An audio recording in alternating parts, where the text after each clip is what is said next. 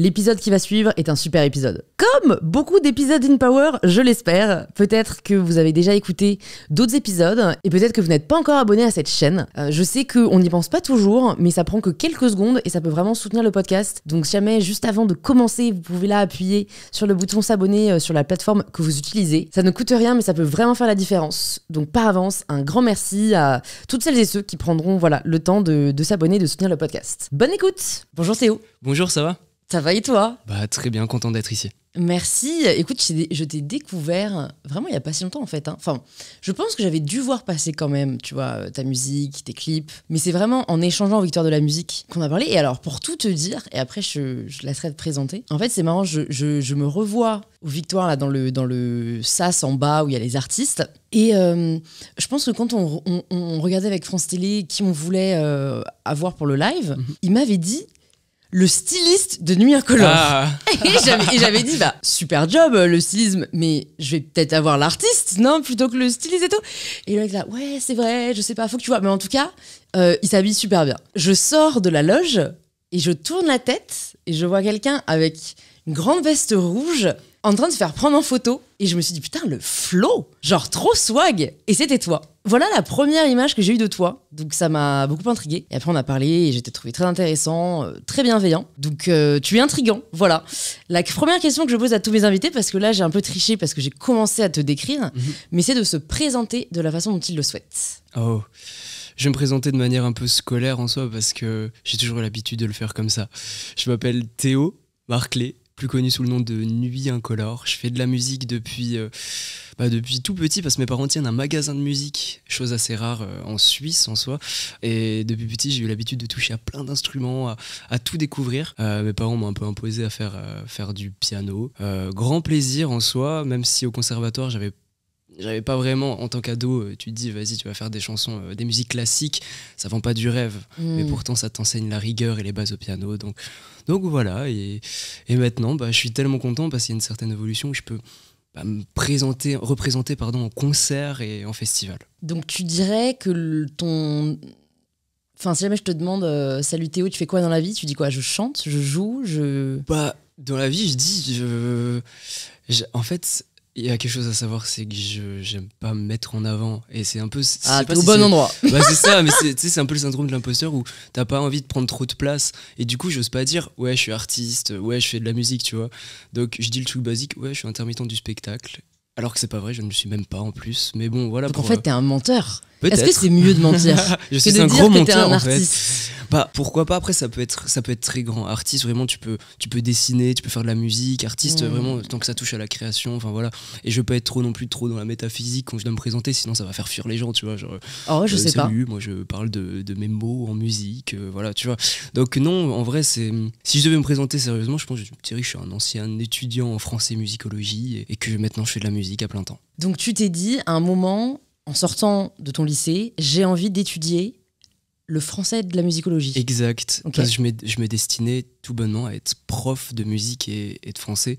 Je voulais en fait... Les deux. Exact, c'est transmettre un savoir. Et tu vois, c'était surtout pour faire des liaisons entre l'ancienne musique, donc musique classique, et soit le rap, soit la variété d'aujourd'hui, et puis de montrer que tout était intéressant et de pouvoir transmettre un savoir surtout. Qu'est-ce qui a fait que tu n'es pas devenu prof de musique ? C'était entre le confinement et en 2021-2022 où une maison de disques, Vagram, je peux dire le nom parce que je les aime énormément, c'est très sain comme milieu, est venu me chercher par la main. Ils m'ont dit ça te dirait de collaborer et de faire de ta passion, parce que je créais dans ma chambre des petites chansons, un métier.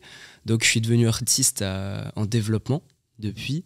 Et ça se passe bien en soi, je suis assez épanoui dans tout ce qui m'arrive et c'est un apprentissage. Quand t'étais enfant, tu te voyais où plus tard ?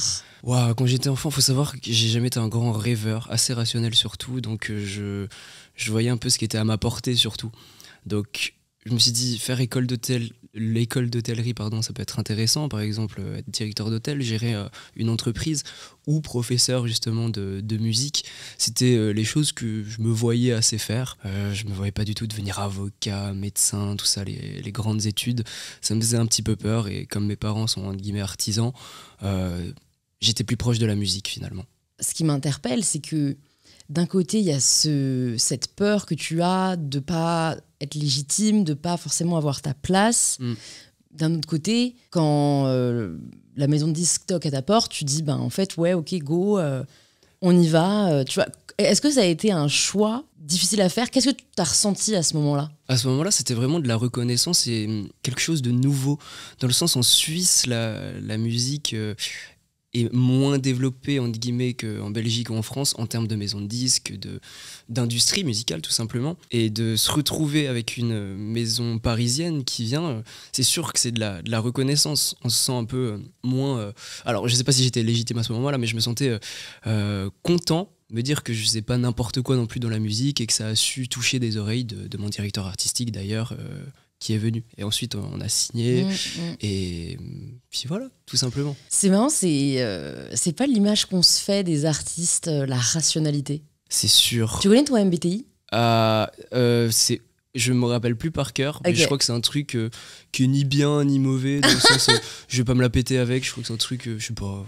Mais parce que tu sais, il y a cette lettre qui fait la distinction entre thinking et feeling. Ouais. Donc entre la rationalité et les sentiments. Mais je sais de savoir laquelle il y en a un qui est dans aucun de tous, je crois, ou je sais pas quoi. C'est pas avocat. Non, je sais plus ce que c'est. Oh. Ah, il y a avocat, ouais. Non, je sais plus du tout ce que c'est. C'est vrai que ça fait longtemps. Et je m'attache moins à ça parce que j'ai pas envie trop de me découvrir non plus sur ce côté-là. Je laisse le suspense prendre et puis je suis comme ça. T'as pas envie de te connaître. Mais en fait, en anecdote, ma mère m'a fait faire un test de QI quand j'étais ado. Parce que comme j'étais élève moyen, elle m'a dit mais tu fous rien à l'école. Pourquoi? Elle voulait me prouver en fait que son enfant voilà, avait des capacités. Du coup, elle m'a fait faire ce truc. Et honnêtement, c'est un de mes plus grands regrets dans ma vie parce que je me sens catégorisé maintenant sous comme une épée de Damoclès, mais c'est un chiffre, c'est le chiffre qui va te catégoriser dans la société, qui va dire que t'es enfermé là-dessus et t'as plus ce suspense. Donc c'est pour ça que je reste un peu loin de ce côté test MBTI parce que c'est un peu la même chose. Je vois ce que tu veux dire, c'est limitant quoi. Alors, je suis d'accord. Surtout sur un chiffre qui est posé, qui peut pas évoluer, mais le MBTI en l'occurrence c'est juste une lecture à un moment donné de ta personnalité. Je trouve que se connaître, au final, c'est un pouvoir. Et de connaître, du coup, peut-être ce à quoi on réagit plus. Quoi. Est-ce qu'on est plus dans la rationalité? Est-ce qu'on est plus dans les sentiments? Est-ce qu'on est plus dans l'intuition? Plus dans l'observation? Ça te permet déjà, toi, de savoir comment tu fonctionnes, mais aussi avec les autres.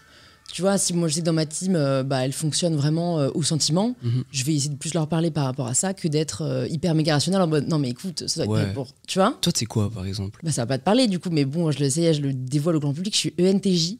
Ok.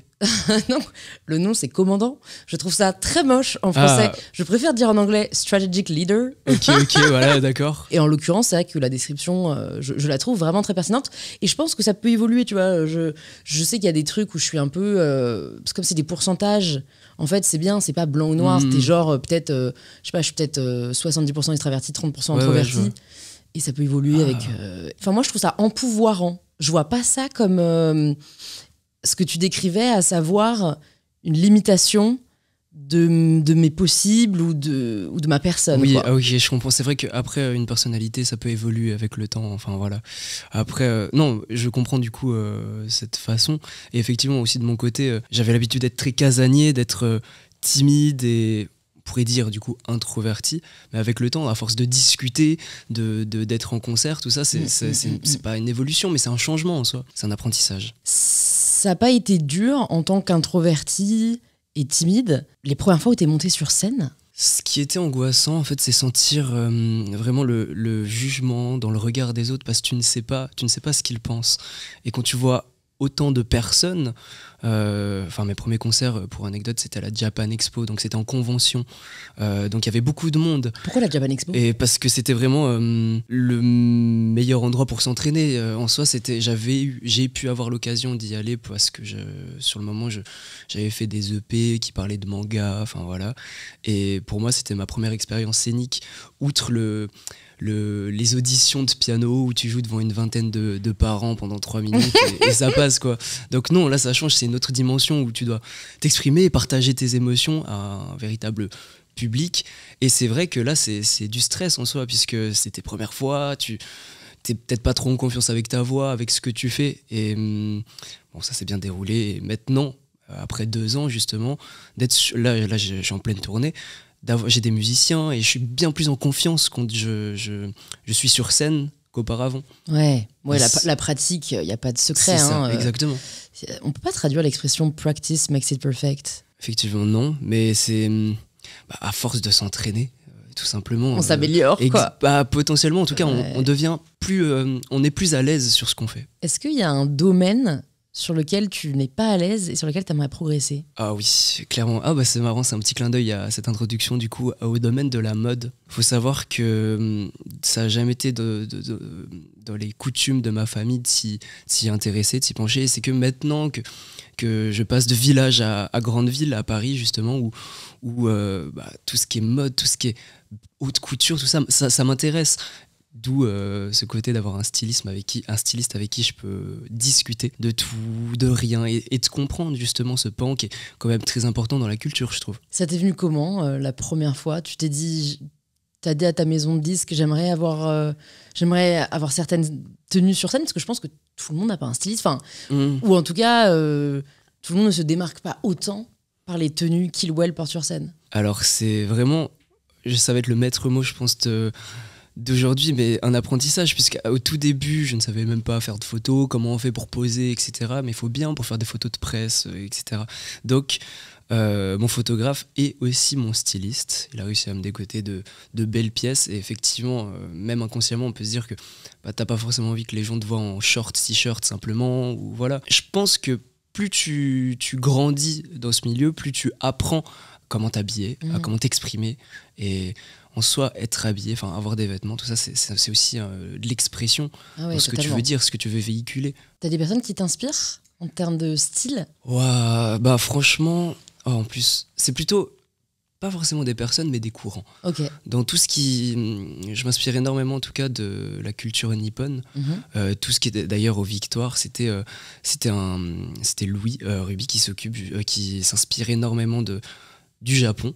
Et c'était des pièces pour tout le monde, tous et toutes, qui étaient inspirées un peu des kimonos. Donc j'aime bien ce côté très ample, très, très grand, et font de belles choses. Mais je suis plus proche des maisons un peu moins connues que les grands trucs. Et comment tu les connais? Grâce aux stylistes, justement. Okay. Non, mais vraiment, il y a tout un pan aussi en France, vraiment, de jeunes maisons, petites, même si elles ont 3-4 pièces, qui sont quand même très riches en termes de visuel et de tout et tout. Bon alors, dis-nous comment ça a commencé. Qu'est-ce qui a fait qu'à un moment, Wagram est venu toquer à la porte en disant, en fait, là, ce que tu produis chez toi, on veut le commercialiser? C'est assez fou. Il faut savoir que je suis un hyperactif de la composition et que je composais à chaque fois. J'avais aucune stratégie marketing.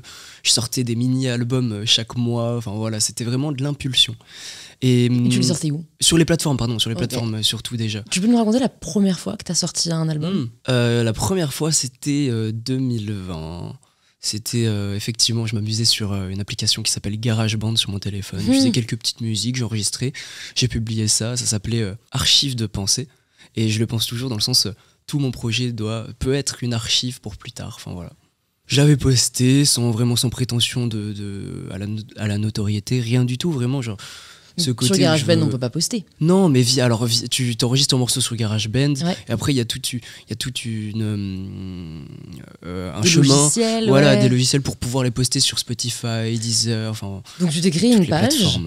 Exact. Et t'as choisi ton nom de scène. Exact, Nu Incolore. Et c'est vrai que je pensais ne pas assumer avec le temps, mais au contraire, je trouve que c'est une force, puisque ça veut tout et rien dire en même temps. Et j'aime bien toujours ce côté un peu mystérieux qui plane sur le nom. Pourquoi tu l'as choisi si tu pensais que t'allais pas assumer avec le temps? Parce que je pense qu'à mes tout débuts, je pensais vraiment pas du tout en faire mon métier. Et c'était plus comme un mot de passe, quoi. Nu Incolore, ça peut être de tout. Ça peut être le nom d'une tisane aussi, tu vois. Non, c'est vraiment... je pense pas à la suite, je le fais sur le moment. Ouais, je sais ce que tu veux dire. Toujours ce côté où il n'y a pas de rêve, pas d'utopie, mais on fait sur le moment. C'est très, très marrant quand même. J'essaye de cerner ton personnage, mais d'un côté, tu es un hyperactif de la composition, d'un côté, tu n'as pas de rêve. Qu'est-ce qui t'anime? C'est des bonnes questions, ça. Ce qui m'anime, je pense que c'est de pouvoir être utile aux autres, dans le sens quand je fais des compositions et que dans les retours de messages, plein de gens disent... j'adore tes chansons, juste ça, juste simple, ou enfin j'aime bien, ça m'aide, ou n'importe quoi, ou même des retours négatifs, de pouvoir procurer des sentiments chez les autres, c'est un peu ce qui m'importe le plus. Je voulais être prof parce que j'aurais pu enseigner des choses à des élèves, transmettre un savoir, j'aurais très bien pu être caissier, enfin n'importe quoi, mais tant que j'arrive à aider les gens, et c'est vraiment ce côté où t'es pas mise en avant, t'es pas en avant, t'as le second rôle, mais en second rôle, tu portes quand même la pièce de théâtre en soi, et t'as quand même envie d'aider les autres de ce côté-là. Oh, mais là, t'as le premier rôle. Ouais, c'est ça, et j'apprends à gérer ce premier rôle, justement. Et ça te plaît? Parce que c'est une vraie question que je me pose, en fait, en t'entendant, en t'écoutant. J'ai l'impression que la société nous pousse à toujours chercher à avoir le premier rôle. Ouais. C'est ce qui est valorisé, c'est ce à quoi on aspire, c'est un peu la plus haute marge du podium. Mais est-ce qu'on est tous et toutes faits pour ça? Et est-ce que c'est forcément ça qui nous épanouit le plus? C'est vrai que c'est un peu la course au premier rôle, mais je fais tout le contraire et c'est tout autant détestable dans le sens de se déprécier à fond tout le temps, de s'excuser pour tout, tu bégayes, par exemple là tu t'excuses, tu te sens pas à la hauteur, c'est ce syndrome un peu l'imposteur justement. C'est toujours dans les extrêmes, si t'en fais trop, tu vas être un peu critiqué, et si tu en fais pas assez, enfin dans le sens si tu t'excuses de tout, aussi tu te fais critiquer, ça fait un peu le Calimero qui se plaint tout le temps.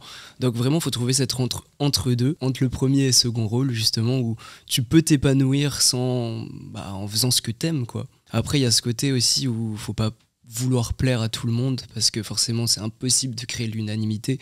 Ouais, c'est juste tout simplement impossible, que ce soit dans tous les domaines. Pourquoi tu t'excuses Mais je sais pas, je crois que je pense que c'est dans le caractère, c'est le fait de pas vouloir déranger. Et même si effectivement j'ai le premier rôle de mon projet, si en festival, en concert, je suis sur le devant de la scène, il y a toujours cette personnalité qui me dit bon, j'ai pas envie d'embêter les gens non plus, tu vois, genre c'est plus ce côté tu te mets un peu sur le retrait. Est-ce que ça te bloque? Est-ce que ça te gêne d'être comme ça? En fait, je vais dire, ça me gêne pas forcément, mais ça gêne les autres. Donc, le nombre de fois où on m'a dit, bon, faut arrêter par contre de te rabaisser sur les trucs. Enfin, voilà, faut au contraire. Donc là, aujourd'hui, ça va très bien. Enfin, je parle normalement, il n'y a aucun souci. C'est plutôt quand je dois réfléchir à ce que je dis que souvent j'ai l'impression que je dis n'importe quoi et que voilà. T'as confiance en toi? Ça c'est une grande question aussi, tu vois. Je me suis jamais posé la question si j'avais confiance ou pas. Je pense que sur scène, oui, un peu plus que genre si je suis en interview ou n'importe quoi. Parce que le problème c'est que je sais pas forcément ce que je vaux. À part sur les chiffres, on parlait des tests de QI, mais est-ce que voilà, faut jamais se comparer par contre. Comment est-ce que toi t'estimes la valeur chez quelqu'un d'autre? Faut pas l'estimer en fait, genre tout le monde a c'est même pas des valeurs, c'est un peu trop mécanique de parler comme ça. C'est que tout comme les gens qui nous écoutent aujourd'hui, ils sont pas des objets de notoriété, tu vois, genre c'est des vraies existences. Donc même si on a l'habitude de s'excuser d'exister, faut peut-être pas le faire, parce que finalement on a tous le mérite d'être là. Après en fait je pense qu'on a tous et toutes une valeur, c'est juste qu'elle n'est pas là où on pense qu'elle est, dans le sens où pour soi on va avoir tendance à l'évaluer aux personnes qui nous aiment, ou à la reconnaissance qu'on peut avoir, aux accomplissements qu'on peut réaliser. Alors que si on pense à... Tu vois, pourquoi t'aimes les personnes qui sont les plus proches de toi? Ouais, il y a de ça, effectivement. Et en fait, ce sont tu des les aimes liens. pour ce qu'ils sont, quoi. Pour leur amour inconditionnel, pour leur être, plus que pour leur paraître. Ou leur faire, quoi. Oui, effectivement, t'as raison dessus. Je vais revenir sur ton concept de premier rôle, justement. Si t'as le premier rôle et que tu te donnes à toi-même trop de valeur, c'est le meilleur moyen pour perdre pied et prendre la grosse tête, tu vois. Donc il y a toujours ce côté où t'as une jauge où il faut pas quand même dépasser la self-estime de soi, quoi. Mais faut quand même en avoir. Faut vraiment trouver le juste milieu, mais... Et c'est ça qui est intéressant, c'est que c'est débattable. Tu vois, récemment, il y a eu le combat Cédric Doumbé contre Baki en MMA. Vraiment, je voyais Cédric Doumbé qui en rajoutait, qui disait « Ouais, j'ai appelé l'ambulance, il t'attend à la sortie », enfin, tu sais, qui vraiment se survendait, enfin, il disait à tout le monde qu'il allait gagner, etc. Bon, en plus, au final, il a perdu le combat, donc déjà, comment est-ce que tu vis avec ça? Je veux dire, la désillusion, et surtout quand tu as autant affiché le fait que tu allais gagner. Mais au-delà de ça, on a reçu Tony Parker sur le podcast. Je mettrai l'épisode en description si vous ne l'avez pas écouté. Et lui, il a un état d'esprit où il se dit, en fait, si, moi, je fais en sorte de penser que je vais gagner à chaque fois et je ne me laisse pas de plan B, quoi. C'est vraiment son discours en disant, je ne me laisse pas d'autre choix que de réussir. Effectivement, il faut se donner des objectifs, mais après, s'ils ne sont pas atteints, c'est la meilleure façon d'être déçu aussi. Donc, soit tu as peur de décevoir, de te décevoir toi-même, soit justement tu donnes pas trop d'objectifs et peut-être que tu profiteras moins de ta victoire, enfin de tes victoires et tout. Donc c'est vraiment cet entre-deux à savoir ce que tu veux pour plus tard, si tu as forcément envie de faire, là dans mon domaine, tu veux faire de la musique, pourquoi? Est-ce que tu as envie de percer, tu as envie de faire telle ou telle scène, tu vois? Et ça m'est arrivé souvent en interview, on me demande quelle est la scène que tu veux faire, qu'est-ce qu'on peut te souhaiter pour plus tard, même moi je ne sais pas. Et c'est pour ça que je rejoins ce côté qui est très rationnel et pas très rêveur. Peu d'objectifs, peu de fun, mais au moins peut-être moins de déception. C'est quand la dernière fois que t'as été déçu? La dernière fois que j'étais déçu, en fait, ah oui, oh non, c'est horrible. Ouais, mais non, mais en fait, alors, la dernière fois que j'ai été déçu, c'était aux Victoires de la musique. Mais attention, c'est pas pour... Parce que j'ai pas assez parlé à Louise. Je sais. Que veux-tu? Ça aurait pu être ça. Mais c'est pas pour le fait de ne pas avoir gagné. Au contraire.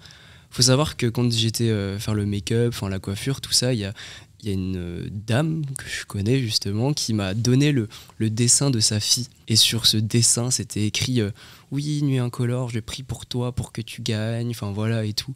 Et juste le fait, à la fin de... finalement, on n'a pas remporté la victoire, mais ça peu importe. Mais de se dire que elle l'attendait, tu vois, moi ça m'a fait quelque chose et je me suis dit, non, j'ai déçu une fille, dans ce côté-là. J'étais même pas déçu moi-même, tu vois, mais c'était juste de se dire que cette fille a eu peut-être un peu de peine, voilà. Donc c'est juste ça. Qu'est-ce qui t'inspire dans tes chansons, dans tes compositions, si c'est pas les rêves? Ce qui m'inspire, c'est vraiment le plus haut pessimisme possible. Je l'assume pas, ça se voit pas, c'est normal, mais même si on écrit les mots les plus négatifs au monde, il faut savoir qu'il y a toujours un peu de lumière dans tout. Ce côté où tu es artiste, tu peux pas être comme Werther, dans Les Souffrances du jeune Werther, être pessimiste à souhait et puis finalement te supprimer toi-même parce que tu es malheureux. Donc non, il y a quand même de très belles parties. Ce que j'aime faire, c'est d'assumer ces mauvaises émotions, de les mettre sur le papier et de les archiver. Pour soit plus tard, soit voilà.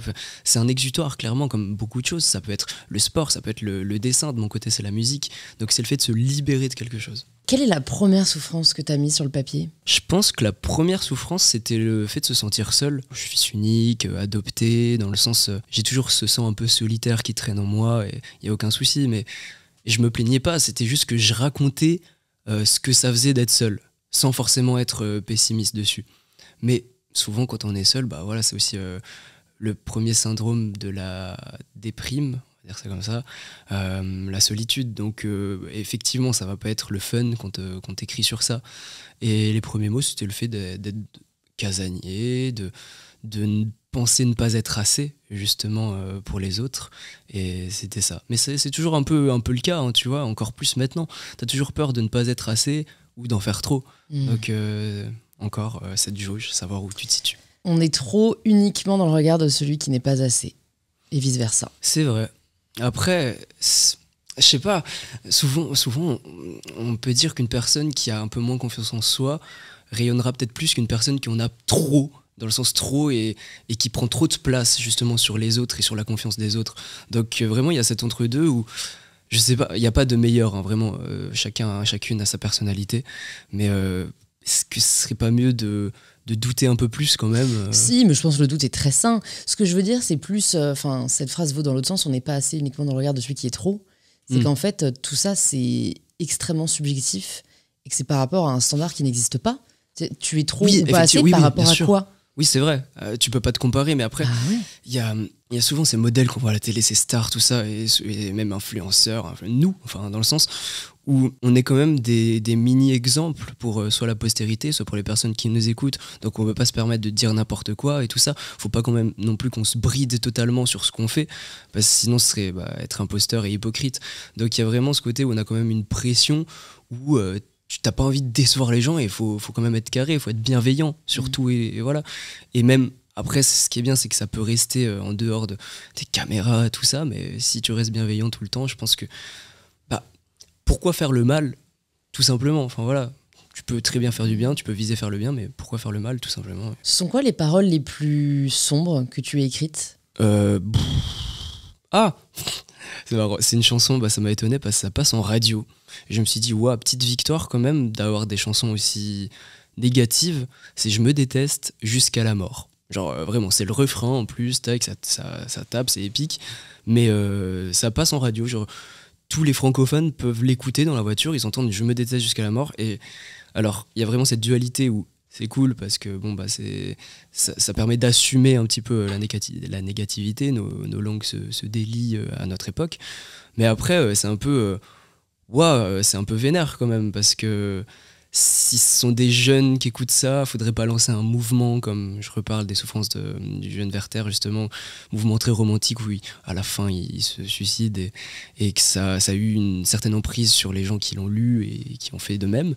Bref, c'est une victoire un peu amère quand même, de se dire que ça sort. Faut pas que ce soit mal interprété non plus. Au contraire, là, Je me déteste parle des petits défauts qui nous construisent, qu'on devrait plutôt mettre en avant plutôt que de les pleurer. Est-ce que tu te dis parfois, je peux pas partager ça dans une chanson ? Clairement.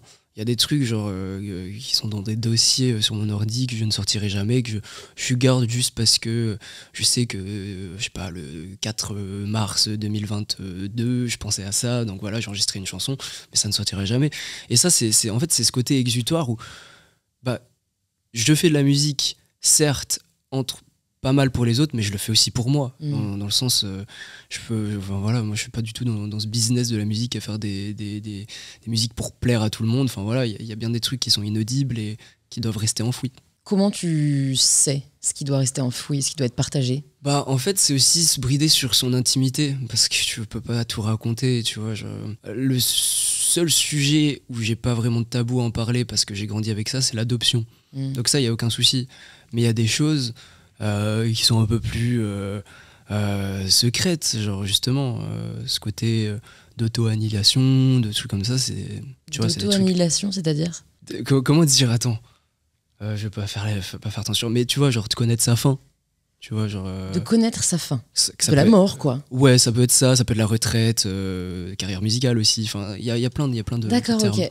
La peur de la finitude. C'est même pas une peur, au contraire, je pense que on va partir sur des références de mais malade, hein. Mais ouais, je sais plus comment ça s'appelle. J'ai écouté un podcast dernièrement de France Inter. Pardon, je fais la pub à la concu. Hein. Non, t'inquiète, on les embrasse.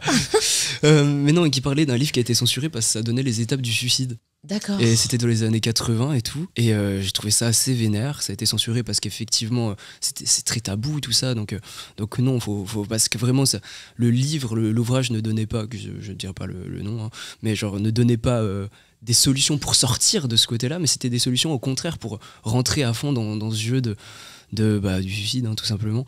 Et c'est... Ouais, voilà, enfin, je sais même plus pourquoi je parle de ça. Non, mais tu vois, c'est intéressant, c'est un débat. Je sais qu'il a été mis sur le devant de la scène un petit peu ces dernières années, l'euthanasie légale. Ouais.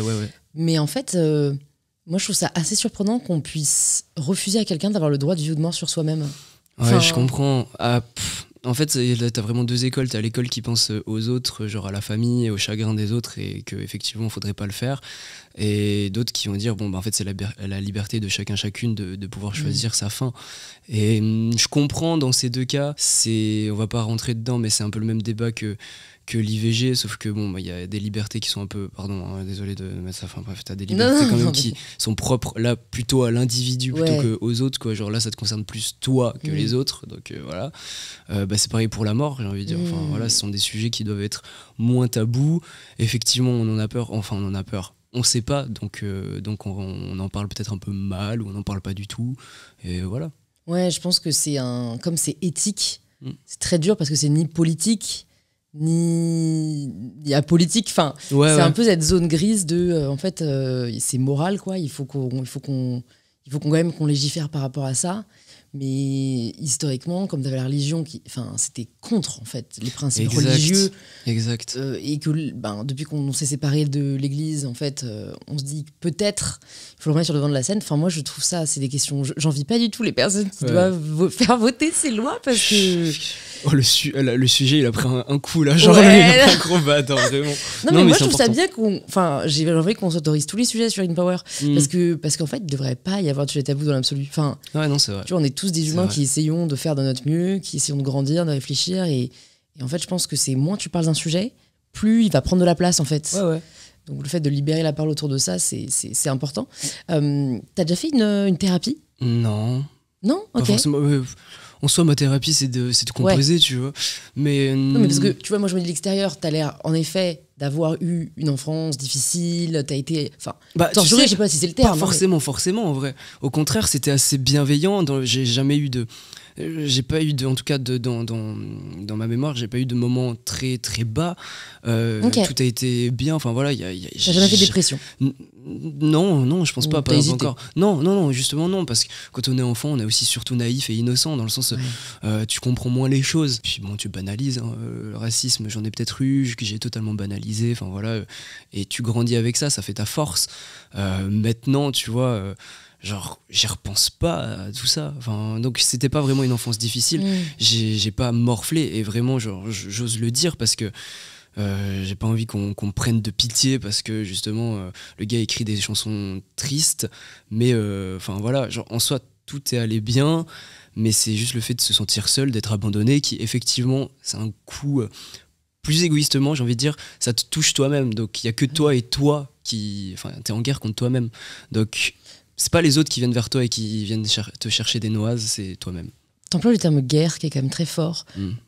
Comment ça se manifestait cette guerre envers toi-même? Rien de physique, mais c'est vraiment des grandes prises de tête et des manques de sommeil énormes. C'est peut-être des insomnies qu'on dira, mais moi je le vois plutôt comme des moments de réflexion où tu te dis, mais en fait, bah, t'as une chance d'être un enfant adopté parce que du coup, c'est comme si on t'avait donné une seconde vie, tu vois.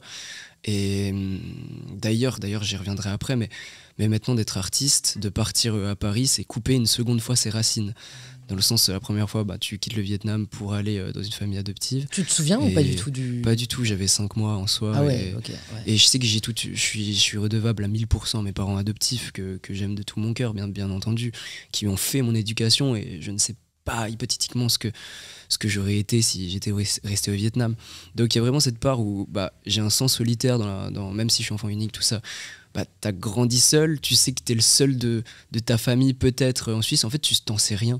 Et le fait de créer ta vie avec des interrogations, avec rien du tout, ce qui est un peu aussi le principe de l'art, c'est de faire de belles choses avec pas grand chose, tu vois. Enfin, En partant de zéro, quoi. Voilà, exact, je sais pas, ça pas grand chose, ouais, partant de zéro, bah, c'est un peu le cas. Donc faut voir un peu sa vie comme on fait ce qui vient. Et bah tant pis si ça fonctionne pas, tant pis si ça fonctionne. Enfin voilà, genre, je suis content d'avoir eu cette seconde vie. Tu vois, c'est un peu comme dans Mario, enfin le jeu Mario où t'as plusieurs vies, blablabla. Mais je reviens, oui, de partir sur scène, de partir à la conquête de la francophonie en concert et en musique, c'est quitter sa famille adoptive, quitter son pays, enfin adoptif, la Suisse, quitter ses potes. Donc c'est aussi un retour à la solitude, j'ai envie de dire. Comment tu le vis? Je le vis en soi, bah, cette solitude se ressent un peu moins parce que je suis bien entouré justement. Toute la journée, je peux discuter avec des gens, il n'y a aucun souci. Mais c'est vrai qu'en rentrant, bah, je continue de composer et je pense que c'est un peu ma petite malédiction, ça, c'est de rester seul genre, pendant longtemps. Qu'est-ce qui t'a aidé à dépasser, si tu l'as dépassé, cette guerre que t'avais envers toi-même? J'ai pas de grands démons. Quand je dis grand démon, c'est genre l'alcool, la drogue, tout ça. Non, ça, je voulais pas me réfugier là-dedans. Je suis plutôt dans la lecture de grandes philosophes justement qui sont très pessimistes. Là, je pense à Schopenhauer dernièrement, bref. Mais à tout ce pan là aussi des romans du courant Sturm und Drang en Allemagne, du mal-être en fait, du vague à l'âme aussi en France justement, ce côté où on peut être un peu plus mélancolique, nostalgique de ce qui nous a fait, qu'on sait qu'on a une certaine finitude, et voilà, c'est juste ça, c'est la lecture, de se dire aussi que tu te sens moins seul parce que des philosophes, des penseurs, penseuses, des gens comme ça ont déjà abordé le sujet, tu les lis, ça te donne un peu de culture G aussi en bonus, mais genre voilà. Quand tu dis que c'est une malédiction, cette solitude qui te poursuit... C'est une bonne malédiction. Ouais, bon, enfin, si tu la trouves, tant mieux, hein, mais c'est vrai que c'est ça un peu que je me demande, c'est est-ce que toi, souvent on aspire à être ce qu'on n'est pas, ou à avoir ce qu'on n'a pas. Est-ce que tu ressens aussi cela? Est-ce que tu rêves parfois à être cet homme entouré qui ne se sentirait plus jamais seul? Alors... je vais faire un lien avec ce que tu dis justement, c'est quand t'es musicien, t'essayes toujours d'avoir, artiste, surtout en développement, t'essayes de grandir et de faire ta place, tu vois. De mon côté, j'ai pas envie d'être un hérostrate, j'ai pas envie de me marquer l'histoire en soi, j'ai plutôt envie de juste faire de la musique toujours par passion. Et ce côté d'être entouré, ça fait partie du métier. Il faut dire que c'est un métier où t'as des collègues, justement. Bon, après, ce métier d'artiste, t'es pas au bureau. Enfin, quelquefois, oui, mais t'as pas des horaires qui sont fixés. T'es ton propre patron, en soi. Et c'est toi qui choisis. Si t'as envie de passer une journée à regarder des séries, tu peux le faire, mais le lendemain, t'assumeras moins, etc. Donc, oui, t'es entouré, mais tu restes quand même chef de toi-même, de ton projet. Donc c'est un entourage qui est important parce que c'est des bons moments, des collègues, tu peux aller boire un verre après la fin de la journée, mais finalement quand tu rentres, tu te retrouves seul quand même. Ça ressemble à quoi là, par exemple, cette semaine pour toi? Cette semaine, c'est du repos, franchement. Aujourd'hui d'ailleurs, juste d'être avec toi, je le dis vraiment, mais je le prends comme du repos parce que j'ai pas besoin de réfléchir à ce que je dis, j'ai pas besoin forcément d'être très scolaire dans mes paroles. Et demain aussi, repos, et ensuite ça va être les concerts, c'est minimum 3 concerts par semaine jusqu'à je ne sais quand. T'as vraiment cette dualité entre calme, justement, où t'es chez toi, tu fais ce que tu veux, enfin la rigueur, et les concerts où tu te lèves à 8 heures pour aller d'une ville à l'autre, tu chantes, tu rencontres le public, et ça c'est très bien parce que après les concerts, tu rencontres le public, enfin je rencontre le public, et c'est là où tu as une explosion de contacts. En soi, tu discutes, bonjour, ça va, et tac. De mon côté, j'adore ça parce que vraiment, comme le début de semaine c'est plus calme, enfin ça éparpille un peu ton mood social sur la fin de semaine. Donc j'ai hâte d'avoir ça. C'est sûr que en fait ça s'enchaîne, j'ai l'impression de vivre une routine où c'est calme. Après, tu vois des gens, c'est calme, tu vois des gens, etc. Enfin, voilà, c'est un petit peu le rythme du jour et de la nuit, quoi. Comment tu gères ton ego dans ce milieu? Alors, j'ai plusieurs questions par rapport à ce sujet, mais celle qui me vient spontanément, c'est est-ce que tu as peur parfois d'arriver devant une scène et en fait, c'est pas rempli? Ouais, alors, oui, clairement. Ça, en fait, c'est même pas mon ego toujours. C'est comme je suis avec des musiciens, j'ai pas forcément envie de ramener. On est toute une équipe aussi, on est 8 sur les rails, justement, quand on se déplace. Mais j'ai pas envie non plus qu'ils se déplacent pour rien, entre guillemets. Enfin, ce sera jamais pour rien, bien entendu. Hein.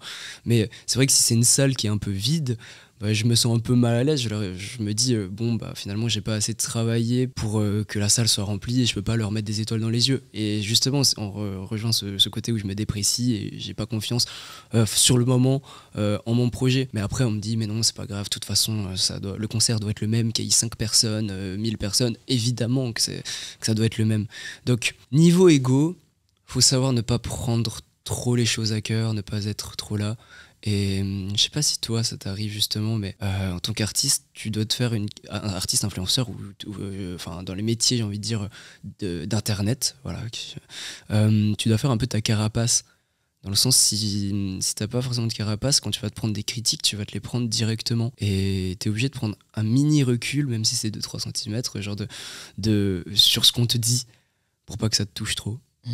Donc il y a de ça justement, enfin je sais plus, une fois j'avais mis Twitter, j'ai désinstallé le lendemain, quoi, ah oui, très bonne idée. Tu vois, c'est bien, mais c'est juste les critiques sans fondement des autres qui justement te construisent. L'enfer c'est les autres, bien entendu, blablabla, voilà. Et niveau comparaison, est-ce que tu arrives aussi à te protéger? Je trouve que c'est très dur, notamment dans l'industrie de la musique, parce que presque aucun artiste ne peut durer éternellement. Ah bah oui, c'est clairement. Et donc en fait, ce à quoi la plupart des artistes aspirent, c'est d'être au sommet. Mais en fait, je crois qu'il n'y a rien de pire que d'être au sommet, parce que du coup, c'est de là aussi qu'on tombe le plus haut. Et on tombe forcément à un moment donné, quoi. Je pense que c'est d'être conscient que tout a une fin qui te rend plus fort dans ce métier. Si tu sais que c'est, comme tu le dis, que ce n'est pas éternel, la chute sera moins grande. Par contre, si tu espères beaucoup trop, là, oui, clairement, du jour au lendemain, ta carrière peut s'éteindre et justement, tu ne comprends plus rien, tu ne sais plus quoi faire et tu finis dans une passe très négative. Les autres sont presque des concurrents sans cesse. Alors oui, mais il ne faut pas le voir comme ça. C'est vrai que moi, je ne me compare pas, mais l'industrie musicale te demande de te comparer un peu quand même. Que ce soit surtout en matière de stats, de chiffres, c'est quelque chose qui est maladif. Ouais. Et ça, un nombre d'albums, t'as ton truc de platine là, ou d'or. C'est la production, et c'est comme ça que tu en perds un petit peu de ta passion. Dis-moi, qu'est-ce que tu penses de ça? La meilleure façon de détruire sa passion, c'est d'en faire son métier. Est-ce que tu trouves ça vrai ou faux? Je pense qu'il y a plus de chances de détruire sa passion si on en fait son métier que si on la garde comme hobby. Parce que par définition, le fait d'avoir ça comme échappatoire, en fait, te le préserve. Tu vois, moi, j'ai eu ce cas de figure parce que j'étais étudiante et je faisais ça à côté. Et en fait, du coup, je faisais la création de contenu le soir jusqu'à minuit, 1h, 2h. Genre, c'était genre ma passion. Et quand c'est devenu mon métier, je me suis surprise à me dire, en fait, ah bah cool, et 19h, j'ai fini, je vais aller rejoindre des potes. Et à un moment, je m'en suis voulu, quoi. Je me suis dit, mais en fait, waouh, pour moi, passion était égale à t'es toujours censé vouloir le faire. Ouais. Et en fait, maintenant, je mesure, c'est-à-dire que je ne changerai cette réalité pour rien au monde. Je suis très contente de pouvoir vivre de ce que j'aime le plus. Par contre, il faut avoir conscience que ça vient du coup avec les inconvénients que présente le fait de devoir vivre de ça.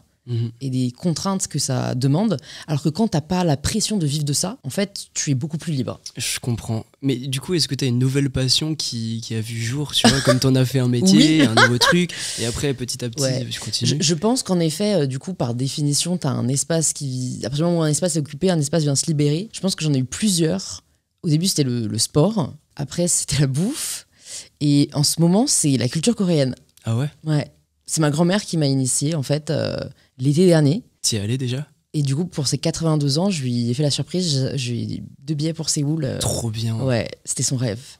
Ouais. Et du coup, ça nous rapproche. Et je l'aime trop, c'est ma dernière grand-mère. Je l'aime vraiment d'amour. Et en fait, d'y être allé ensemble, d'avoir vécu des moments ensemble. Après, du coup, moi, je fais les choses à fond, donc j'apprends le coréen. Ouais. Et donc, tu vois, je pense que ça a pris ce truc de... C'est pour moi, il n'y a pas d'enjeu. Mais c'est mon kiff quand je rentre le soir, tu vois. Donc, tant qu'il y a des choses à découvrir, on a toujours une petite flamme en nous qui ne doit pas s'éteindre, du coup. Ah, je pense, c'est ça. Ah, je pense en effet que si elle s'éteint, c'est le burn-out, déjà. Mais tu vois, toi, dis-nous, parce que je pense que tu vis de ta passion, mais de toute façon, elle t'anime tellement. Genre, tu le faisais déjà tellement avant que dans tous les cas, tu l'aurais fait tout autant. Donc, est-ce que ça prend 100% de ton temps ou est-ce que tu as un 10% qui est alloué ailleurs? Ça prend... Allez, c'est du 50-50 en soi. C'est quoi le 50 restant? Je suis censé être à 100% parce que être artiste, je pensais composition, tout ça. Non. Ah oui, d'accord. Moi, c'est en gros, toi, oui. Théo, le chanteur et le compositeur. Sur le projet, oui, c'est la même chose, pardon. Mais c'est juste que comme je fais de base tout seul, j'ai pas forcément de manager, tout ça j'ai toute une équipe derrière moi, enfin avec qui, je travaille.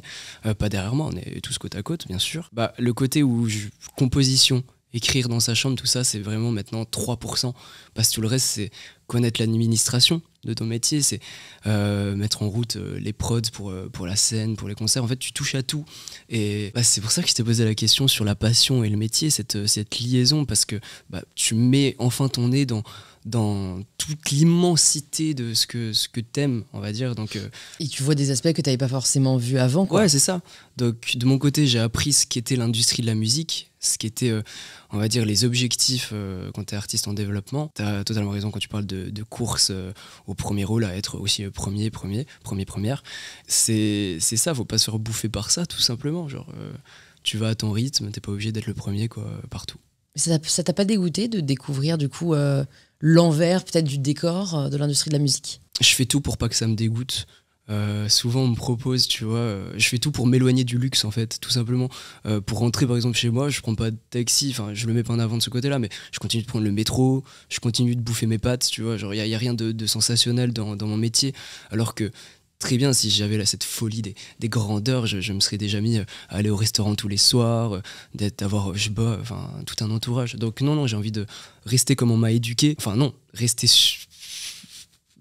comme un villageois, quoi, genre calme, tu vois, genre on va appeler cet épisode Théo le villageois. Oui, non, mais sans le côté tout rustre, mais genre c'est garder de la simplicité dans tout ce monde qui est complexe, dans cette industrie qui a quand même beaucoup de questionnements et tout ça. Donc non, je tiens à rester le plus simple possible dans tout. Je vais te challenger. Non. Si, j'adore. Parce que t'as cet intérêt pour la mode. il y a carrément moyen que cette année, l'année prochaine, dans 2 ans, il y ait des grandes marques de luxe qui s'intéressent à toi. Qu'est-ce que tu feras à ce moment-là? Est-ce que tu garderas ton principe de... En fait, je me protège du luxe parce que je sais qu'à un moment donné, ça va monter à la tête, voilà. Ou est-ce que tu t'ouvriras en te disant... c'est pas le luxe qui fait de moi un connard. Enfin, non, mais oui, c'est ce que je pense, tu vois. Évidemment, c'est derrière non. ce que t'en fais, quoi. Tout ce qui est domaine de mode, même luxe, comme tu dis, c'est toute une autre industrie à découvrir et qui a aussi un autre public. Donc de ce côté-là, je vais découvrir. Je peux déjà pas me prononcer parce que je n'y connais pas grand-chose, ça je l'avoue. Et il faudra voir sur le moment. Après, bien entendu, là je fais un exemple, par exemple, sur le stylisme de... je tape pas sur Vianney, par exemple. Vianney qui est... un des artistes français qui est peut-être des plus appréciés, ouais. Voilà, et il arrive à garder cette très belle simplicité, que ce soit dans ses looks, j'ai envie de dire, ou dans sa personnalité, d'être toujours proche des autres, et en soi c'est très inspirant, le fait de ne pas changer du jour au lendemain parce que t'es approché par soit le luxe, soit par le confort, justement. Faut toujours avoir cette petite zone d'inconfort à quelque part dans sa tête pour avancer. C'est quand la dernière fois que t'as fait quelque chose pour la première fois? Aujourd'hui, c'est mon premier podcast. C'est vrai? Première fois que je parle autant, tu vois, genre de choses. J'adore. Et j'adore aussi. Ah, franchement, c'est la meilleure réponse à cette question quand même. Ah ouais. Non, mais sérieusement, parce justement là, de pouvoir avoir cette langue déliée, de pouvoir discuter de tout. Je dis pas de rien, mais de tout vraiment. Sans forcément avoir des lignes directrices dans ce que tu veux dire. Tu vois, je vais pas parler de mes concerts et même si on a parlé passablement de mes expériences, tout ça, j'ai pas l'impression, à ce moment-là, de me mettre trop en avant. Parce que là, je donne juste des lignes ou des trucs. On discute, c'est une discussion, tu vois. Genre, c'est pas, entre guillemets, de la promo. Est-ce que tu penses que tu peux devenir premier en étant si humble? Je pense rien du tout. Je sais pas. On verra. Non, parce que tu sais, il y a cet adage un peu, mais que ce soit dans l'entrepreneuriat, dans le business, dans le fait d'être artiste, mais... où il y a un peu ce côté, en fait, pour être premier, il faut accepter d'écraser les autres, tu vois. Et je sais pas, je te trouve tellement... Je pense pas, alors. Comme tu le disais, c'est pas que tu t'estimes pas, mais c'est que tu te prends vraiment pas au sérieux. Est-ce qu'il faut pas se prendre au sérieux pour être numéro 1? C'est une vraie question que je me pose. En tout cas, actuellement, je fais les choses comme je l'entends, dans le sens, si j'ai envie d'aider les autres, je le fais, enfin, je vais pas m'interdire, tu vois. Et au moins, ce sera une trace qui sera laissée, tu vois, à ce moment-là, de bienveillance. Ce que je veux dire, c'est que, déjà, merci de l'humilité, enfin voilà, je sais pas si c'est une qualité ou un défaut, mais dans le sens, effectivement, comme c'est une course, tout est compétitif aujourd'hui, ça va... Je pense que si tu veux réussir, mieux vaut vouloir réussir, quoi, dans ce cas-là. Mais bon, on verra. Tu t'es déjà fait bolos? Ouais, peut-être. Twitter, tu Oui, alors Twitter, pas des inconnus, mais en fait, moi, ce que je veux dire, c'est que du coup, t'es tellement gentil que pareil, je pense que tu peux être une proie facile. Tu vois, on t'a jamais trahi, on t'a jamais fait des coups dans le dos, des coups bas. Peut-être, je pense que je pardonne vite aussi, donc il y a de ce côté-là. Mais en fait, j'ai pas, il y a aussi quand même, faut quand même avoir une part de dédain et de se détacher des choses. Justement, si on te la fout à l'envers, la personne a choisi de faire ça, voilà, qu'elle fasse ce qui lui semble bon, quoi, pour elle, tu vois, genre tant pis, tant mieux. De mon côté, non, ça va, je crois que j'ai pas eu trop de problèmes, même si on m'a dit que l'industrie de la musique, c'était un monde de requins, tu vois. Pas, alors vraiment, terme maison de disque, pas du tout je suis dans une maison de disque indépendante, donc c'est très sain, c'est l'humain avant la thune, tu vois. Mais après, dans tout ce qui est autre aspect, autour, c'est vrai que c'est beaucoup de l'opportunité.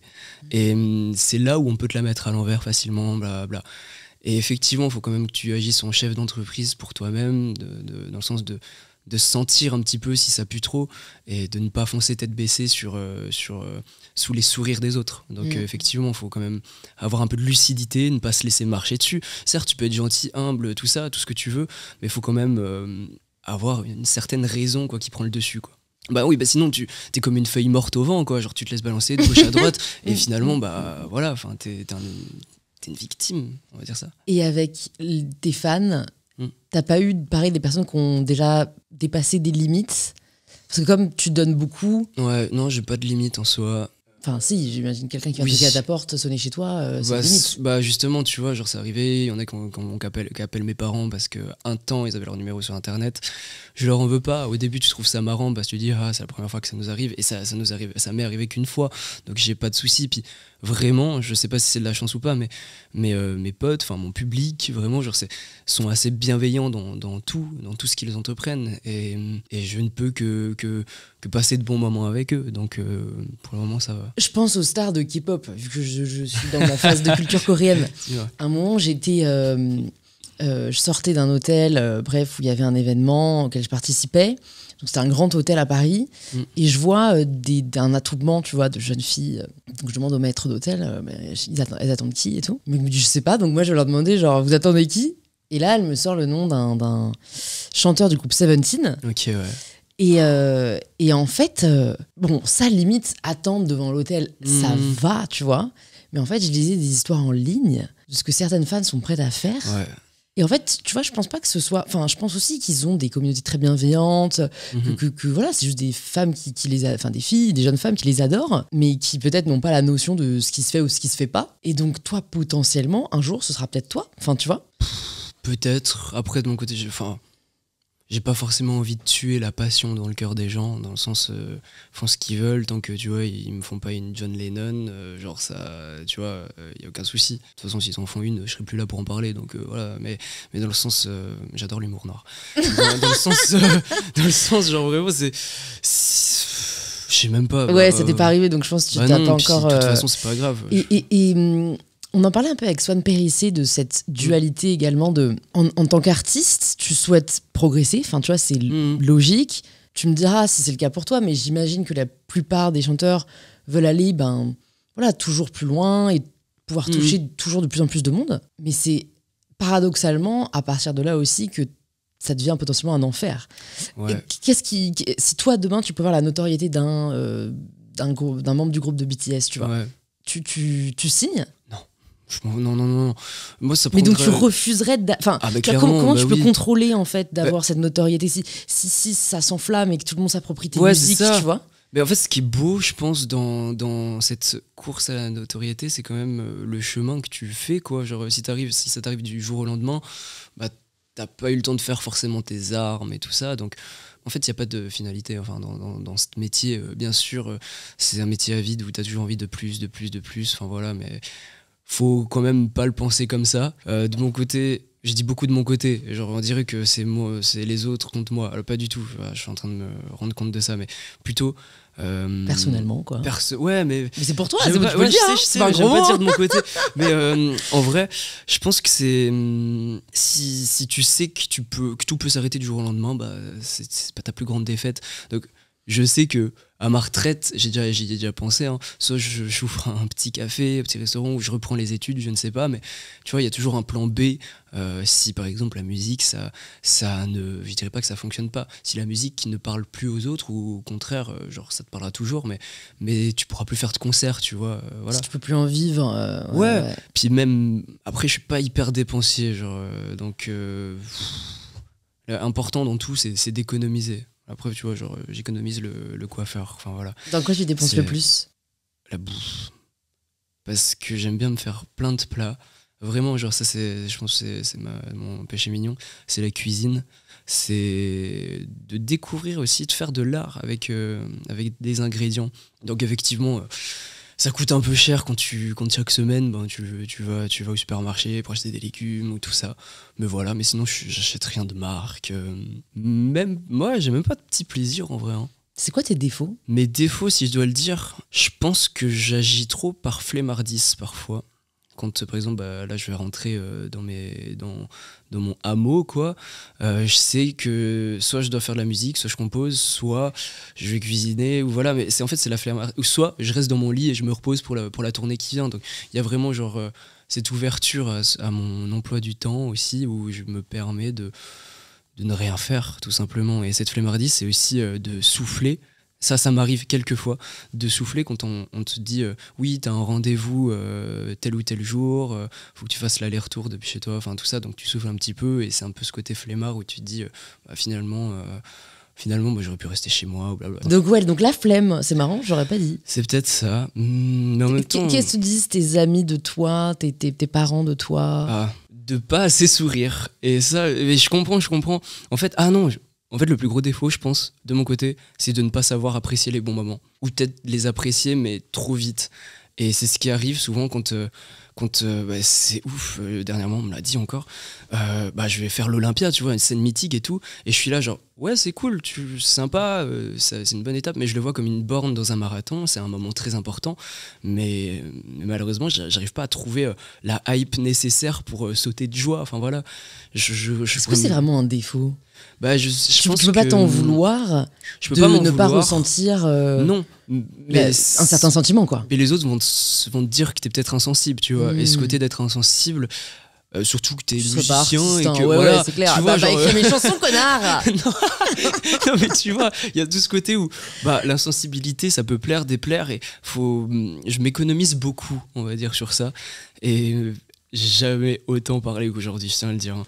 Et donc tu vois, c'est un effort là. Non mais c'est même pas un effort, c'est juste que rares sont les moments où j'ai envie forcément de pouvoir parler un petit peu plus de ce qui me touche, même de ce qui te touche, enfin voilà, de sujets, tu vois, communs. Jamais eu de discussion aussi longue sur tout et tout. Donc voilà. Qu'est-ce que tu reçois comme message de la part de ton audience et de tes fans? Parce que tu le disais, tes paroles sont souvent assez noires. Est-ce que le risque, c'est pas que les gens te prennent pour leur psy? Enfin, non mais je tu vois reçois très pas bien, des et je témoignages de Oui. vie Oui, très clairement, lourds à porter, clairement. quoi. Alors faut savoir que je reçois beaucoup de DM, que je m'efforce à répondre à tout le monde. Ah c'est ouais? juste hyper dur, comme les commentaires, tu vois, genre, mais tu comprends que ouais, c'est... mais il faut t'es pas obligé de répondre à tout le monde. Enfin, Mais alors, je m'oblige pas, mais je me dis, vas-y, c'est quoi, c'est 5 secondes de mon temps? Non, de lire tout ça, c'est peut-être 1 minute de mon temps, mais peut-être que pour une personne, ça vaut beaucoup, tu vois. Genre, Oui. c'est ce côté où, au moins, ça peut aider une personne. Donc, ta question, justement, c'est... À force de répondre à mes DM, j'ai pu remarquer qu'il y avait... chaque message est différent, mais c'est souvent oui, effectivement, que les musiques, ça leur parle. Et c'est des retours qui sont soit positifs, soit négatifs. Donc c'est constructif, moi ça m'intéresse. Des chansons qui sont un peu, entre guillemets, thérapeutiques. Donc ça me fait à moitié rire le côté où tu dis, ouais, est-ce que t'as pas l'impression d'être un psy? Oui.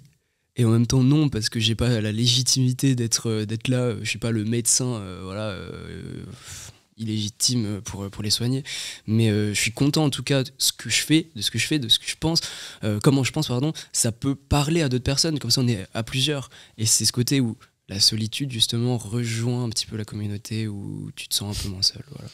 Un groupe de gens seuls, ensemble. Bah ouais, c'est ça, c'est la définition d'être ensemble, hein, vraiment, genre, c'est vrai. beaucoup de gens seuls, et puis voilà. Quelle est la pire critique qu'on pourrait t'adresser? Les critiques, en vrai, je suis encore assez jeune dans le milieu, donc ma carapace n'est pas formée de fou. Et c'est toutes les critiques non constructives, j'ai envie de dire, tout ce qui touche à des choses où tu n'y peux rien et à l'affect des autres. T'as le droit de pas aimer, enfin effectivement, mais je suis encore dans cette mentalité où j'ai envie de plaire à tout le monde, ce qui est impossible, comme dit auparavant, tu peux pas faire l'unanimité. Donc je pense que c'est un peu ça qui me touche le plus quand ça arrive. Sinon, j'ai aussi un rapport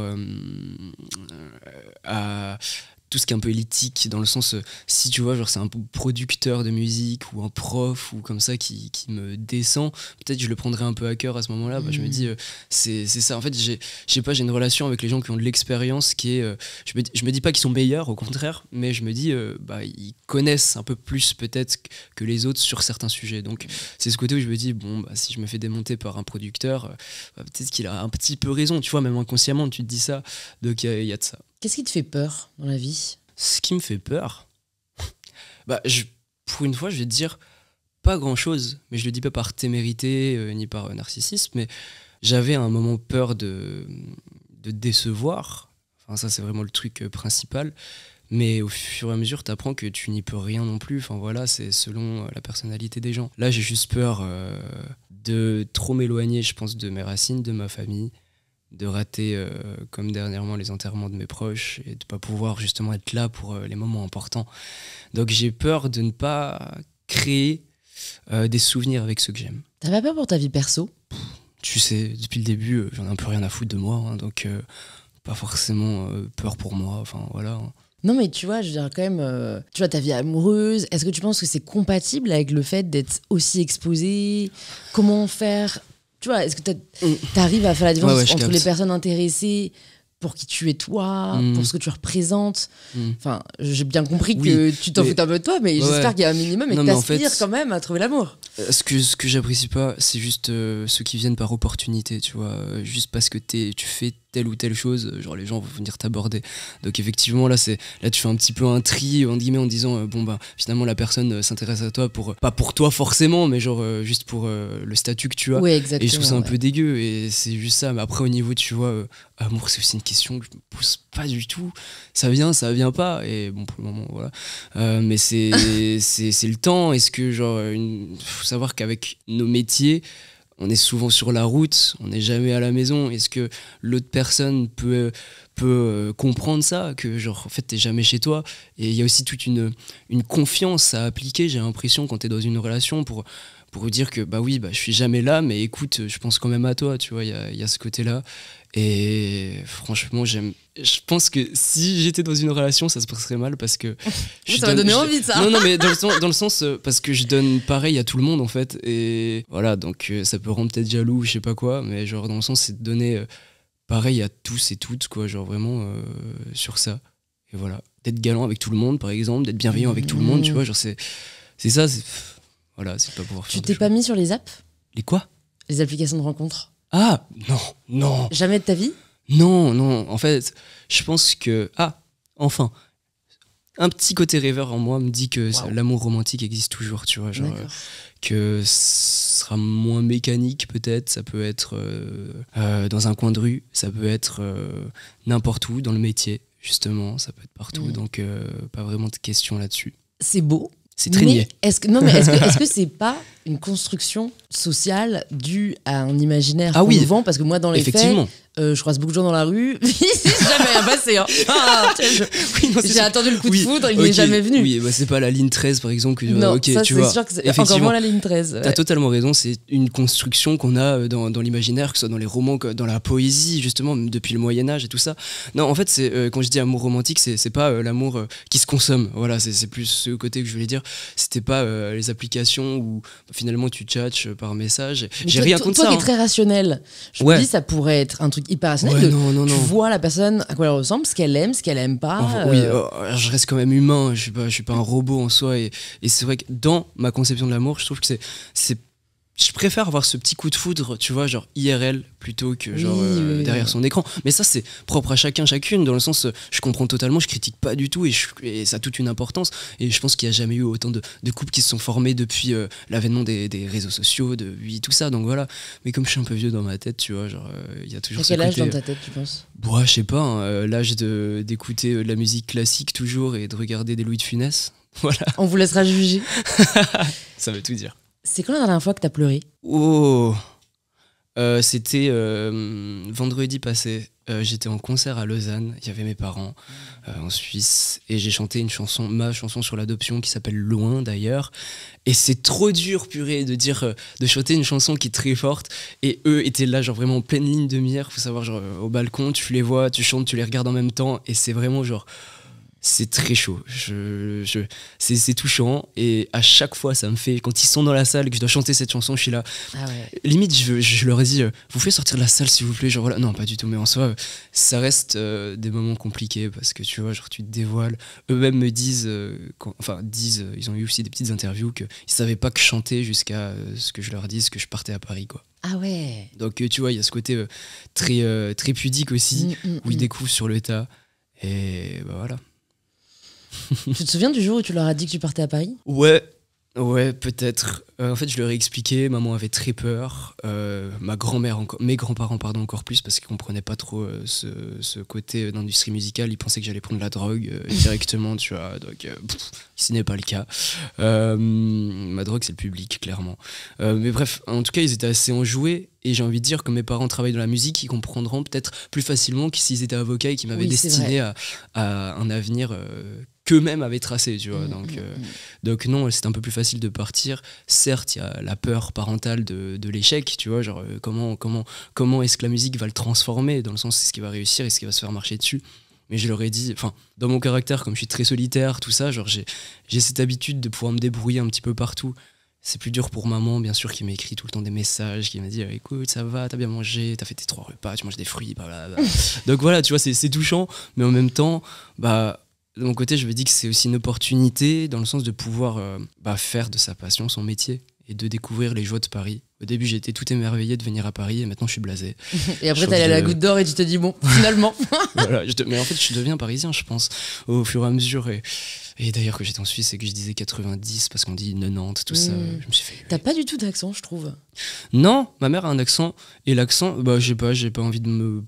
Bon. Non, mais c'est voilà, c'est tout. C'est pas ni bien ni mal. Hein, ouais, mais non, je sais. souvent, même parfois, je reçois on a eu des Belges, on a eu Joël Dicker. J'ai vu. Voilà, j'ai vu. Mais qui n'a pas d'accent non plus d'ailleurs. Donc ça ne marche pas. Écoute, j'ai quelques dernières questions pour toi. Il y en a une que j'ai envie de te poser, c'est. Toi, tu vas bien? Déjà, tranquille. Moi, T'es pas trop overbooké et tout, genre avec le temps. je m'accomplis beaucoup dans l'overbooking. Ok. Et je le dis parce qu'il y a un peu une mouvance en ce moment on nous incite à ralentir. En fait, si t'aimes aller vite, bah fuck quoi. Enfin. En même temps, t'es leaduse dans ton MBTI. Strategic leader. Strategic Ouais. leader. Donc effectivement, ça va vite, tu vois. Ouais, Et ça va te ménager quand même, genre dans ton travail et tout. Ben, j'en ressens pas du tout le besoin. Enfin, je me ménage en faisant ce que j'aime et la pire chose que je pourrais m'infliger, ce serait d'arrêter. De faire une sieste. Enfin, Ouais. tu vois, vraiment. Donc je pense qu'il faut. C'est pour ça que pour moi, c'est important de se connaître. Ça, tu disais au début je comprends, que pour toi, non, mais en plus, tu dis non, mais en fait, tu te connais très bien. En soi, peut-être, mais inconsciemment. Parce que t'écris beaucoup sur toi. Oui, tu vois. Après, c'est des questions que tu te poses. Pas forcément, tu sais, genre jamais tu vas te poser. Enfin, oui, tu peux le faire, mais ça vient sur le moment. Peut-être que là, au fil de la discussion, t'apprends à te connaître de plus en plus, blablabla. Enfin, il y a de ça, c'est de l'ouverture. Donc, ouais. Est-ce que parfois t'as peur de plus avoir d'idées sur quoi écrire? Ouais, oui et non. Parce que justement, comme tu l'as dit avant, t'es parti en Corée et tout ça, et tant qu'il y a la découverte, tant qu'il y a des choses à découvrir, le monde est grand, il y aura toujours de l'inspiration partout, toujours de la création. Donc, faut toujours s'inspirer de tout et de tous. T'écris en ce moment-là? Bah, je me suis remis hier, j'ai fait de la composition, je vais rentrer, je vais faire un peu de composition, enfin un peu de piano, tout ça. Est-ce que tu peux me partager peut-être un sujet sur lequel t'écris? Bah, même, genre, pas grand-chose en soi, c'est vraiment genre pour se vider la tête, quoi, après les concerts, c'est pour se faire du bien, genre tu fais des arrangements orchestraux, tu mets plein de violons, plein de trucs, ça sonne bien, ça sonne pas bien, tu t'en fous. Et bah là, je fais des sons qui justement ne sortiront jamais parce que ça m'entraîne de un, et aussi ça éveille, je pense, ça me réveille, pardon, dans la composition, comme ça fait longtemps que j'avais plus retouché un piano. Pourquoi? Parce que j'étais vraiment focus sur les concerts, sur les répétitions de concerts, sur le chant. Je suis pas chanteur de base, donc faut apprendre à poser sa voix, les respirations et tout ça. Donc c'est un peu des cours que tu prends toi-même avec toi, du coup, sur gérer la communication avec le public, ta voix, genre la setlist, etc. Donc pour moi, c'était vraiment plus concert que composition à ce moment-là. Et là, je reviens petit à petit. Est-ce que tu aurais une ressource, que ce soit un film, un livre, une musique, un recueil, à nous recommander, enfin qui t'a particulièrement touché et que tu aimerais recommander aux personnes qui nous écoutent? Il y a beaucoup trop. Alors, tu lis beaucoup, du coup, c'est ça? Je lis, j'écoute beaucoup, enfin tout ce qui est dans la création, j'adore. Je vais essayer d'en donner un dans chaque domaine. Dans la littérature, je me suis attaché, bon du coup, j'en ai parlé, j'en ai donné la référence, mais aux souffrances du jeune Werther, justement, de Goethe, très romantique, et c'est pour moi un intemporel. Certes, c'est les clichés un peu de l'amour, de l'homme qui n'est pas satisfait par son statut social, voilà, genre dans le sens qu'il ne peut pas se permettre d'aimer une femme qui n'est pas de son rang, et qui finit par être très triste. Donc voilà, c'est une histoire qui parle des mots amoureux. Et dans le sens, c'est celui qui m'a le plus marqué actuellement. Et c'est juste cette fin qui est calculée qui me parle plus, justement. D'accord. Non, c'est pas le côté amoureux, enfin voilà, genre du roman, sinon non, moi je lirais d'autres choses. Mais là, c'est plus ce fil conducteur qui mène à c'est un point A et un point Z, quoi. Sur le fil. Niveau musique, j'ai envie de faire là, j'écoute énormément. Oh là là, elle est trop forte. À une fille, pote d'ailleurs, qui s'appelle Solane. Je sais pas si ça te dit quelque chose. Non, elle est trop forte. Elle va renverser 2024 si ce n'est pas déjà fait en soi. Mais pour moi, je m'attache beaucoup à ses textes. C'est très assumé. dans le sens, elle sait ce qu'elle veut par contre. Et même, elle a toute cette... parce que comme c'est ma pote, je sais qu'elle a cette sensibilité, cette fragilité aussi au fond d'elle. Et bon, c'est assez engagé aussi, bien sûr, dans ses chansons. Mais pour moi, ça a tous les sens.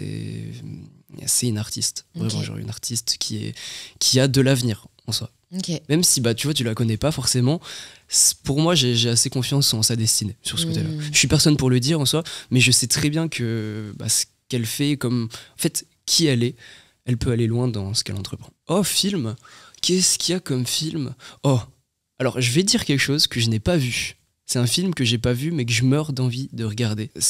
Il a été primé plusieurs fois, il y a eu un Oscar, il y a un chien dedans, on m'a dit. Tommy Dinchus. Exactement. Genre on en a parlé et il faut juste que je me trouve un trajet SNCF pour le regarder une fois. Non, mais tu sais qu'il joue à Paris là. Il rejoue à Paris. Ah ouais? Ouais. Il rejoue à Paris pour un mois. Je suis allée le voir il y a pas très longtemps avec ma mère à Convention. Ouais. C'est quoi ton Disney préféré?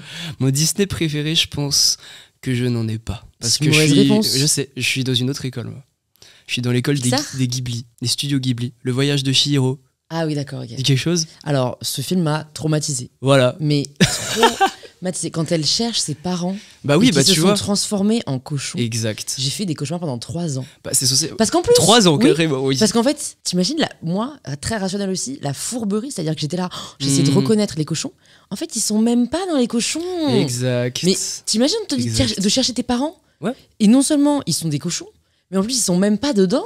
Ça marque, hein. Ça marque. J'ai trouvé ça j'étais outrée. Voilà. Je comprends. En fait, c'est fait pour les enfants, mais en même temps, il y a quand même beaucoup de morale qui est plus parlant pour les plus grands. Et ce que j'aime dedans, c'est que tu peux avoir tout âge pour regarder un Ghibli, justement, parce que tu as des morales qui sont soit très féministes, par exemple, soit sur le respect, enfin, c'est les valeurs, comme dans les Disney, bien entendu, mais je suis plus école. Tout dépend. Mais en fait, plus récemment, il y a les valeurs, mais avant... Effectivement, tu vois, genre, dans les Ghibli, c'est peut-être moins prince qui va sauver la princesse, c'est plutôt princesse tout court. Genre, tu vas te découper le prince. Ouais, quand même. Non, il y a même pas de prince, tu vois. Genre, c'est juste princesse. Dans le sens, ça a des valeurs aussi qui, je trouve, pour l'époque, entre guillemets, étaient assez réformatrices, quoi. Genre, donc voilà. J'ai 2 dernières questions pour toi. Si tu pouvais entendre quelqu'un à ce micro, qui est-ce que tu aimerais entendre? J'ai 2 noms en tête, dont Solane, dont je t'ai parlé, parce que je pense que ça peut être très intéressant de discuter avec elle. C'est un puits à savoir. Elle s'inspire, tout comme moi, de la mythologie, enfin de références qui sont assez littéraires. Okay. Et tu auras de la bonne discussion avec. Ou sinon, je pense à un gars qui me fait bien marrer, que tu as dû croiser aussi au Victor, qui s'appelle Julien Granel. Ah oui. Lui, ça va être toute une autre discussion. Ça va pas parler comme moi, je pense, de mort et de... Quoique, on ne sait jamais. Je veux pas trop m'avancer. C'est vrai que vous avez 2 styles très différents. Effectivement, tu vois, genre vraiment jour et nuit, enfin, la couleur et l'incolore. Et Julien, je pense que pour moi, c'est une bonne pépite. Et ce que j'aime beaucoup quand je suis avec, c'est que tu peux aussi parler tout comme toi, dans le sens, c'est que le gars va jamais te juger forcément, et c'est une bête sociale, dans le sens, je sais pas comment il fait pour ne pas s'épuiser pour parler autant, tu vois. Lui, il est c'est sûr, dans le MBTI, il est extraverti, quoi, il n'y a pas de doute. Donc c'est bien, et c'est pas de... Parce que ça m'arrive, quand je discute avec des personnes qui sont guillemets extraverties, que souvent ces personnes m'épuisent plus que... Voilà, tu vois. Mais lui, pas du tout, toi non plus. Enfin, toi, t'es extraverti ou pas? Voilà. Bah, tu vois, non, c'est hyper posé, c'est hyper chill. Et j'ai même pas besoin de boire d'eau, tu vois, pour discuter. Tu vois, ça veut tout dire. Mais non, ça veut tout... Enfin, ça veut pas tout dire, mais ça veut dire, tu vois, genre... Il y a pas de gêne. Et avec lui, je pense que, voilà, 2 extravertis qui discutent, ça peut être très marrant, quoi. Tu m'as l'air d'être quelqu'un de très pragmatique. Je te vois pas te flageller ou regretter une fois que t'as fait quelque chose. Est-ce que tu peux me dire la dernière fois que t'as été dans une situation où vraiment tu ne voulais pas être là, quoi? La situation où tu dis genre, putain, pourquoi j'en suis arrivé là? Comment j'en suis arrivé là, genre? J'assume un peu tout aussi. S'il m'arrive des conneries, quoi, genre tant pis, c'est que ça devait arriver, quoi, ou que je l'ai mérité, je sais pas. Et je crois il y a quelque chose, je suis pas à fond dans la métaphysique et tout, mais juste le karma, de faire quelque chose de mal et de faire quelque chose de mal après, ça m'est arrivé quelques fois et j'ose plus du tout, tu vois. Je t'imagine pas faire quelque chose de mal. Non, mais même sans faire exprès, tu vois, genre au contraire, ça peut être tout simplement de pas tenir la porte du métro, un truc, et puis à la fin tu te casses la tête dans les escaliers, tu vois. Ça peut être de ça à tout n'importe quoi, mais c'était plutôt avant. Okay. Donc c'est aussi pour pour ça que je me dis, autant faire du bien, quoi, pas forcément pour recevoir du bien, mais juste pour moins peut-être culpabiliser s'il m'arrive quelque chose de mal. Donc il y a ce côté-là. Et quand tu dis la situation quelle est la situation où tu ne souhaitais pas être là, enfin voilà, il n'y en a pas vraiment. Parce que j'assume tout. Je vais te poser la question signature du podcast. Ça signifie quoi pour toi prendre le pouvoir de sa vie ? Prendre le pouvoir de sa vie, je pense, c'est d'essayer de se comprendre et de pouvoir essayer de se donner les moyens de se surpasser. Il y a certes un moment où tu seras trop dans une zone de confort, où tu seras de plus en plus difficile de se surpasser, genre vraiment comme un toit, un plafond, et soit tu le pètes, soit genre tu restes dans ta zone de confort.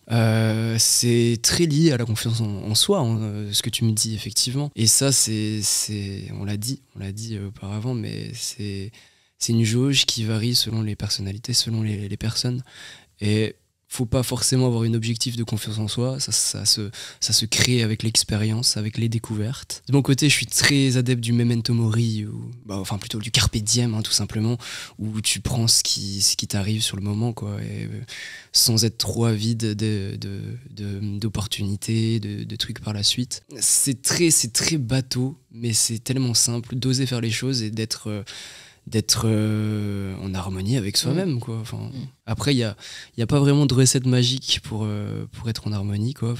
C'est selon les personnes, et chacun trouve soit une passion, soit ça peut être dans des relations, justement, ça peut être dans tout. Donc voilà. Trop bien. Merci beaucoup Théo de t'être autant livré à ce micro. Wow, je sais que c'était pas facile pour toi en plus. Finalement, c'est pas si difficile, tu vois, quand t'es un peu à l'aise,